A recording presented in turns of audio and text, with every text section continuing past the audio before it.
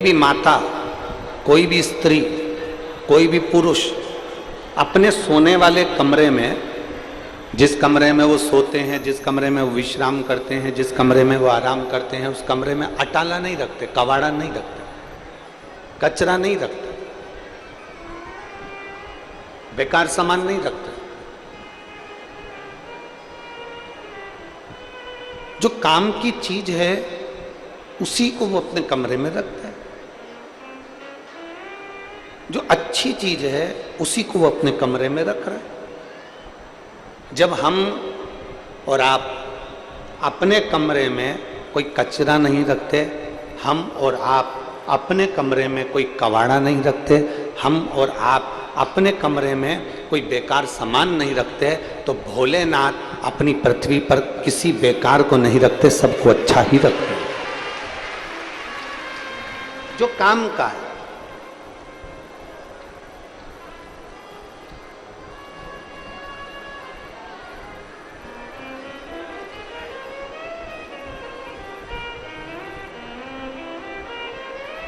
आपके और हमारे जन्म का कारण केवल इतना है कि हम और आप कुछ ना कुछ अपनी मातृभूमि के लिए, अपने राष्ट्र के लिए, अपने धर्म के लिए, अपने सत्कर्म के लिए, भगवत स्मरण के लिए, अपने परिवार के लिए, अपने कुटुंब के लिए हमारा जन्म हुआ। कुछ अच्छा करने के लिए हम पैदा हुए, कुछ अच्छा करने के लिए हमको यह मानव का शरीर मिला।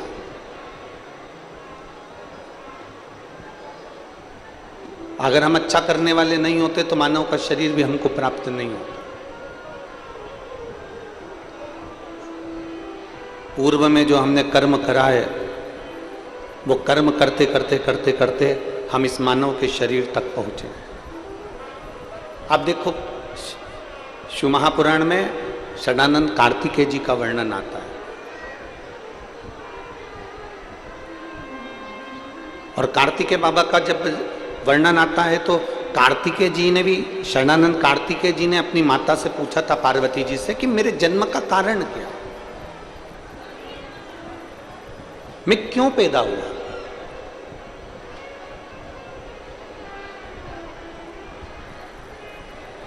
हमारे जन्म का कारण है क्या।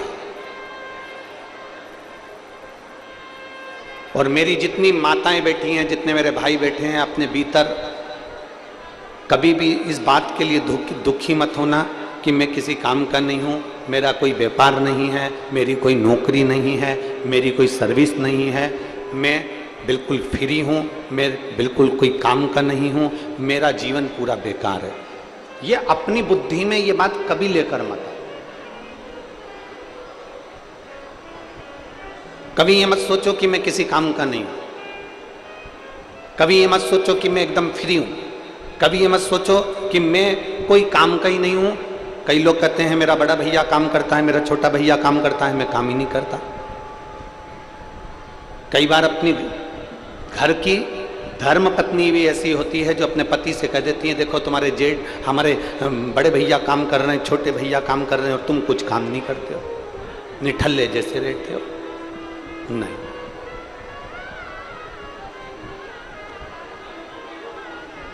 शिव महापुराण की कथा कह रही है, भगवान शंकर का चरित्र कह रहा है, शिव महापुराण की कथा कह रही है, भगवान देवादिदेव महादेव का चरित्र कह रहा है। कभी अपने मन में, अपनी चित्त वृत्ति में, अपने विचारों में, अपने भावों में ये लेकर मत आओ कि मैं किसी काम का नहीं हूं। आप किसी काम के नहीं हो ना, तो एक काम करना चालू करो। वीरान पड़ी हुई भूमि पर, वीरान पड़े हुए जगहों पर एक एक वृक्ष लगाना प्रारंभ कर दो बेलपत्री के, या गौ माता की सेवा करना प्रारंभ कर दो, या किसी शिवालय में जाकर शंकर के मंदिर में सेवा करना प्रारंभ करो।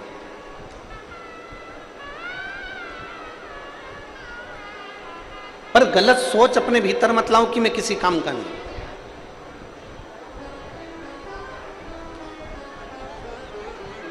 वो कहते हैं ना,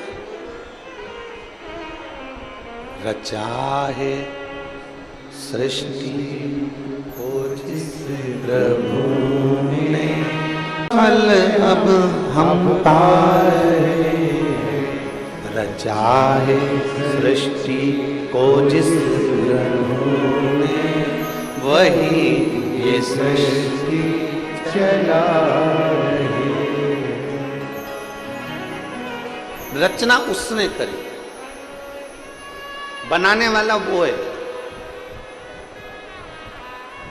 और जब रचना उसने करी, बनाने वाला वो है, सृष्टि की रचना उसने करी, तो किसी फालतू को वो पैदा नहीं कर सकता, किसी व्यर्थ को वो पैदा नहीं कर सकता, किसी भी व्यर्थ व्यक्ति को वो जन्म नहीं दे सकता। यहाँ पर पृथ्वी पर एक एक बच्चा, पृथ्वी पर जन्म लेने वाला एक एक मनुष्य, पृथ्वी पर जन्म लेने वाला एक एक व्यक्ति सब काम के हैं।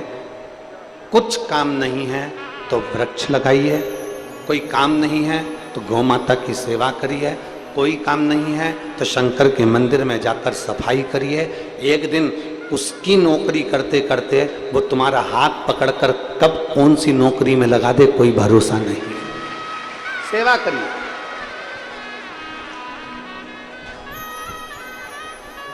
सेवा करो पर गलत संगत में मत बैठो।